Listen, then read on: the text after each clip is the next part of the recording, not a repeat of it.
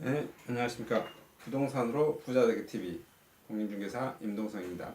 오늘은 그 부동산을 이렇게 내가 사거나 뭐 이렇게 결정을 해야 됐을 때, 좌파 정권이 들었었을 때는 어떻게 하고 우파 정권이 들었었을 때는 어떻게 해야 되는가, 그들의 정책이 나의 부동산과 어떻게 영향을 미치는가에 대해서 알아보기 위해서 좌파와 우파의 개념을 어느 정도 좀 알고 들어가야 될 것 같아요. 그러면 이제 이 좌파하고 우파 개념은 뭐 어디서 뭐 왔었냐면, 예전에 뭐 그 프랑스라는 나라에서 그 정권이 그 진보적 성향에 있는 그쪽 당파들이 좌측에 뭐 국회에 배석이 되고, 또 보수적 성향을 가지고 있는 그 당파가 오른쪽에 돼서 그렇다라는 그런 뭐 이렇게 좌파 우파 나누어지게 되고, 또 좀 성향이 좀 완만한 사람들을 뭐 중도 우파, 또 좌파 쪽에서도 또 완만한 사람들은 또 중도 좌파, 이런 개념으로 좀 나눠지는 것 같고, 그 가운데 된 사람들을 한 중도파 정도라고 이렇게 되어지고 있죠. 그런데 이건 또 이제 그 어떤 학자분들이 나누는 이제 개념인 거고요. 또 현실상에서 보면 그 학자분들도 각기 좀 다르게 좀 뭐 나누고 있고 그런 것 같아요. 예를 들자면 어떤 학자들은 그 권력을 가진 당, 그러니까 우리나라로 치면 한나라당이라 지금 현재의 더민주당도 둘 다 우파라고 보는 사람들이 있어요. 왜냐면 이미 권력을 가졌던 당이라는 거죠. 그 다음에 이제 뭐 국민회의라든지 뭐 사라져버린 뭐 바른당, 정의당, 뭐 민중당, 이런 사람들을 예를 들어서 좌파로 이렇게 분류하는, 그렇게 분류하시는 분들도 계시고, 그것은 이렇게 권력 욕망을 가지고 말한 거죠. 사람의 이제 이념 가지고 보면, 근데 이 이념을 조금은 어느 정도는 알아야 될 것 같아요. 근데 그 이념을 보면 저는 이제 쉽게 설명하면 그냥 그 우파는 이제 이런 것 같아요. 파이를 좀 키우려는 성향.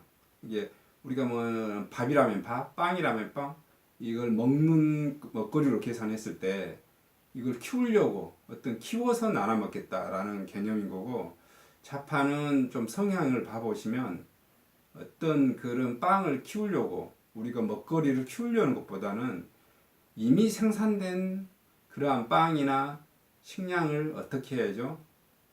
어떻게 하면 좀 이렇게 정의롭고 평등하게 좀그 구성원들 간에 그 분배하는데 좀 초점을 맞춰주는 저는 당이라고 생각해요. 제 개인적으로는 그들이 그 학자들이 구분하는 것도 상관없이 저는 이제 딱 이걸로 제일 크게 좀 구별을 하거든요.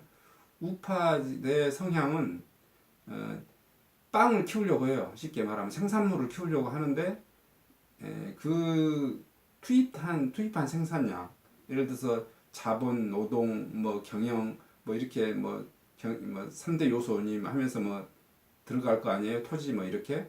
그러면 우파들의 성향은 내가 이만큼, 내가 예를 들어서 100이라는 숫자, 100이라는 자본 뭐 이렇게 집어넣었다면 여기에 기여된 생산물이 1000이다. 그럼 나는 내가 생산된 이게 내가 원재료로서 투입된 이 양이 내가 가져가야 될 돈이 더 많다라고 이렇게 크게 더 보는 성향인 것 같아요. 그래서 그러한 정책을 정치적인 입장, 또 뭐 사회적인 단체, 학자들이 거기에 이렇게 발맞춰주는 그런 성향이 있는 사람들을 저는 그냥 우파로 보고요. 좌파는 그런 것은 둘째치고, 뭐 특히 이제 그 자본 개념도 좀 많이 기여도를 좀 낮게 측정하죠. 노동력을 많이 높게 측정해서 그 무산자들한테 대한 배당을 좀 많이 해주려는 성향, 이렇더라고 저는 그 기본적으로 좀 보고 있습니다. 나누는 것 중에 하나가. 그리고 이게 이제 좌파는 그런 개념에 의해서 그 진보라는 단어를 좀 선택해, 그때 당시 프랑스에 대해서. 근데 꼭 이것은 저는 맞지는 않다고 봐요. 예를 들어서 우리나라 같은 경우는 좌파 이꼬르 진보는 어느 정도 맞는 것 같아요. 우파 있고 보수. 그런데 북한이라는 나라를 보면 완전 좌파 정권이죠. 그리고 중국도 완전 좌파 정권이에요. 그리고 중국하고 북한에는 쉽게 말하면 우파가 없어요. 아예 없다라고 봐야죠. 물론 국민들은 우파적 성향을 가지고 있는 사람들이 있겠지만은 정권 자체를 잡아본 적도 없고 나오면 바로 뭐 총살형 당하거나 아웃돼 버리기 때문에 그런 사람이 형성되지 못하라는 거라고 보죠. 그러면 그쪽 나라에서는 좌파 이꼬르 진보는 아니겠죠. 그쪽 나라에서는 좌파 이꼬르 보수란 말이에요. 그래서 좌파와 이꼬르 보수는 어느 나라든지 그 동일시된 단어다라고는 생각되지는 않는 것 같아요. 제 개인적인 이제 생각이거든요. 제 말이 뭐 틀리다라고 말할 수도 있고 또 뭐 개변이라고도 말할 수도 있겠고요. 이렇게 제 기준은 자 그렇습니다. 그 다음에 학자마다 뭐 다르겠지만은 예를 들어서 미국은 또 여기 공화당은 보수고 예를 들어서 민주당은 뭐 좌파고 뭐 진보적이고 이렇다라고 이렇게 평가를 대체적으로 내는 것 같아요 학자분들께서. 근데 이제 제가 보기에는 미국의 공화당은 보수 정권이고요.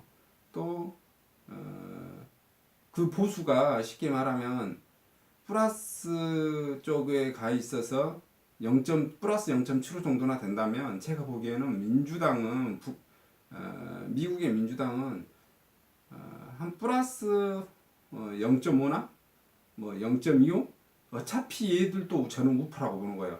그래서 미국 내에서는 저는 좌파는 또 없다고 생각을 해요. 규정하기 나름이겠죠. 이건 제 개인적인 생각인 것이니까. 그 다음에 이제 이것은 제가 이제 잠깐 우리나라 것도 보면 우리나라는 봐보시면 그 당의 스펙트럼을 보면 저는 개인적으로 이제 한나라당은 아주 여기에 좀 구구 쪽에 좀 가깝겠죠. 구구파를 보고 그 다음에 민중당이나 정의당이나 지금의 현재 더민주당은 저는 좀 극자에 가깝다고 봅니다. 예전에 그 김대중 계열이 있었을 때의 민주당은 한 중도 한 이게 마이너스 0.5 이 정도로 이게 분류해 볼 수 있겠는데 지금은 다 빠져나가서 운동권이 장악하고 있는 더민주당은 저는 완전히 그냥 그 극자라고 좀 보거든요. 이게 분류하는 학자마다 다 틀리겠죠. 또 그것은 개인적인 성향이 거니까 그렇다 치고 그 다음에 이제 지금 현재 말하는 바른정당은 좀 제 개인적으로 보기에는 한 뭐 중도 우파 정도로 좀 보여지고요.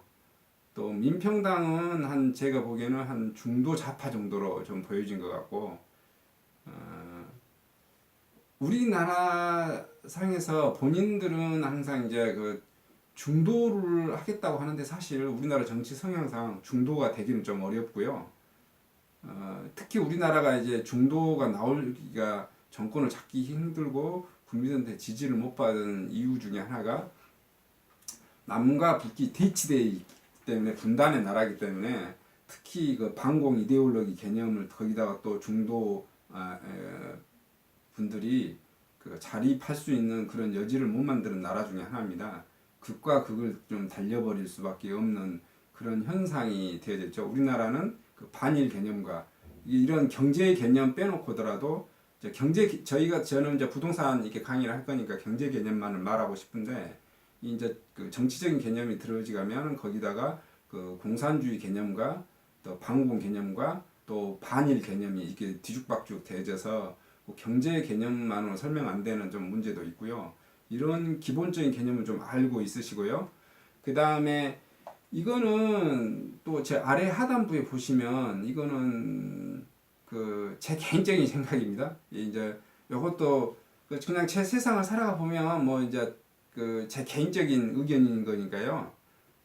뭐 그렇게 뭐 그냥 뭐 들어만 보시면 될 것 같아요. 이게 저는 모든 것을 그냥 이렇게 놉니다. 플러스 1에서 마이너스 1에다 놓고 잘 나간 것은 플러스 1이에요. 못 나간 것은 마이너스 1이에요. 그렇다고 해서 제가 이게 뭐 우파를 좋은 걸로 보고 좌파를 나쁜 걸로 보고 뭐 그런 개념은 아니고요. 제 개인적인 본인이 이제 편가름하게 보기에 쉬운 거예요. 내가 연봉이 엄청 높아요.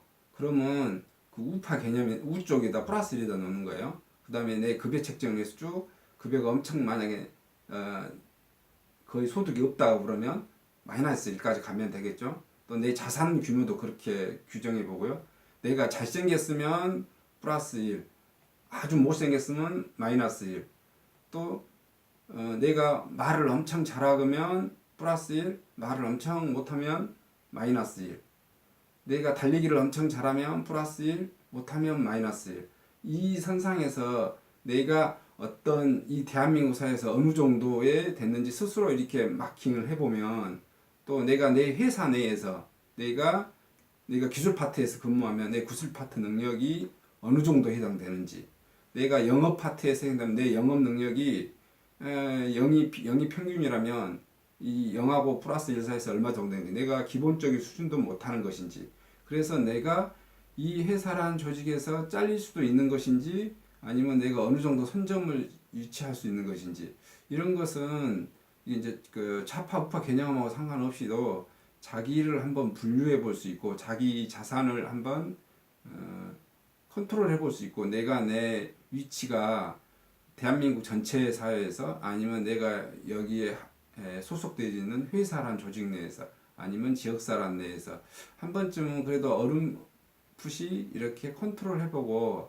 알아보는 것도 내가 이렇게 하는데 도움이 되지 않을까 생각을 해요. 이번 강의는 지금